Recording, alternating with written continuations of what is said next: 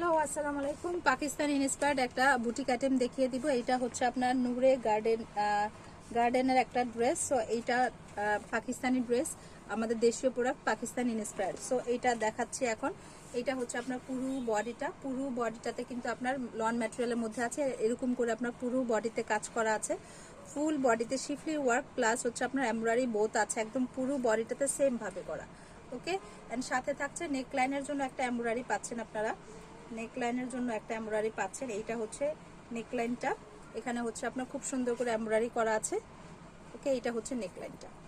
ওকে, এটা হচ্ছে নেক line. So এটা হচ্ছে ফ্রন্ট পার্ট, ব্যাক পোর্শন আর স্লিভস প্রিন্টেড থাকবে।